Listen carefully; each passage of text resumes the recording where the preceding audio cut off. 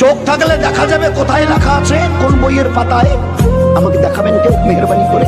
চোখ থাকলে দেখা যায়, কান থাকলে শোনা যায়, জবান থাকলে বলা যায়।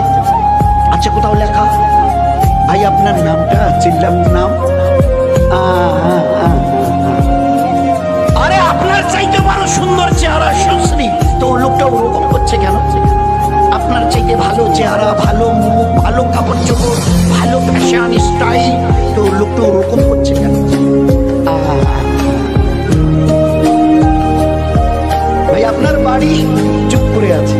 আরে ভাই আপনাকে বলছে আপনার বাড়ি, পাশের লোকটা বলছে আসলে ওই কানে। আল্লাহ দেখিয়ে দিয়েছে কান থাকলে শোনা যায় না যদি আমি আল্লাহ না শোনাই, এ জবান থাকলে বলা যায় না আমি আল্লাহ যদি না দেখা বলাই, এ চোখ দেখে না আমি আল্লাহ যদি না দেখাই। কি বলে লোক? ভাই ওনাকে আসলে কি করেছে,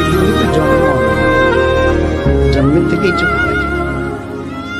আল্লাহ দেখি, এ হচ্ছে হকিকতে, হচ্ছে ঈমান লা ইলাহা। চিউটি থেকে জিবরিল কেউ করে না, করেনেওয়ালা জাত আল্লাহ। আমাকে চলার জন্য যে হায়াত তন্দুরুস্তি রেখেছে এটা তার মেহেরবানি।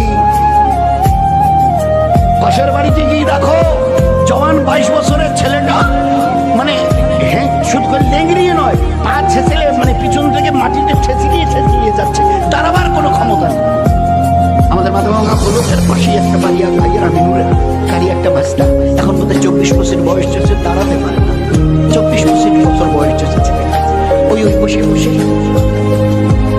আল্লাহ তোমাকে একে দেখো, আর তোমার নিজের চেহারাটাকে দেখে ভালো করে বুঝে নাও, এ আল্লাহ এ বেচারা একটু দাঁড়াতে পারে না। 24-25 বছরের, ভেরি ইয়াং, 24 বছরের বয়সের লোক তো মানে যুবক হয়, আর সে দাঁড়াতে পর্যন্ত পারে না। আরে আল্লাহ তুমি কত দয়ালু যে আমাকে শুধু দাঁড়ানো নয়, তোমরা আমার আল্লাহ তুমি আমাকে ক্ষমতা দিয়েছো। কবে আল্লাহ কোন জিনিসটা সিজ করে নেবে জানা নেই। এই জন্য দোস্ত একটু হুশ করে চলিয়ে, দুনিয়া মজা করাবার জায়গা নয়, হুশ করে চলিও, আমার কাছে ফিরে আসতে হবে। ওই দিন আমায় 4টে জবাব নেব, সারাটা জীবন কোন আমলে কাটিয়েছো। জওয়ানি যখন টকবক করত, ওই জওয়ানের ওই জওয়ান কালের পুরো হিসাব শোনাও। Second question will be there, সারা জীবনের হিসাব দাও। দ্বিতীয় কোশ্চেন, জওয়ানি যখন ছিল 15 থেকে 30-35, ওই সময়টা কি করে কাটিয়েছ? মাল কোথা থেকে এসেছে আর কোথায় লাগিয়েছো পুরো হিসাব দাও। টাকা হিসাবে নয়, পয়সা হিসাবে, পয়সা কি করে এসছে? টাকার হিসাব দিলে পয়সাগুলো যদি বাচ্চা উঠে যায়, ফাঁকি দিয়েছো, মদ খেয়েছো, ও হবে না। পাই কোন রাস্তা দিয়ে মাল কামিয়েছো আর কোন রাস্তায় মাল লাগিয়েছো, আমি তো বলে দিয়েছি কিভাবে কামাবে, কিভাবে খরচ করবে। Fourth question will be there, চতুর্থ, যে দিনের ইলম তোমার জানা ছিল তার উপরে কতটা নিজেকে চালিয়েছো। তুমি তো মুসলমান, জানতে 5 ওয়াক্তের নামাজ ফরজ নয়, ফরজে আইন। 10 বছরের পরের থেকে ছেলে অথবা মেয়ে 5 ওয়াক্তের নামাজ পড়া ফরজে আইন, না পড়া গুনাহে কবিরা, না পড়া মুসলমানের সঙ্গে তার কোনো সম্পর্ক নেই, ইসলামের সাথে তার কোনো সম্পর্ক নেই, শুধু ইসলাম থেকে বেরিয়ে চলে গেছে। যার কাছে নামাজ নেই, ইসলামে তার কোনো জায়গা নেই। একটু আগে মহাসাহেবের ব্যাপারে কথা বলছিল, আমরা এই কতটা মন দিয়ে শুনেছি আল্লাহই জানে। আল্লাহর নবীর হাদিস, no portion in 20% in Islam who does not say his সালাত। যার কাছে নামাজ নেই ইসলামে, আমি নবী বলছি, তার কোনো জায়গা নেই। কি করে বুঝবো যার কাছে নামাজ নেই ইসলামে তার কোনো জায়গা নেই? কি করে বুঝবো, কতটা বুঝবো?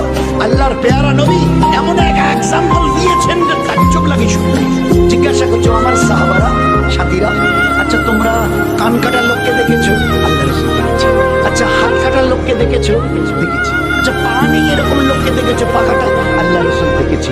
বলছে আচ্ছা এরকম লোককে দেখেছো যে মাথাটা নেই এরকম লোককে?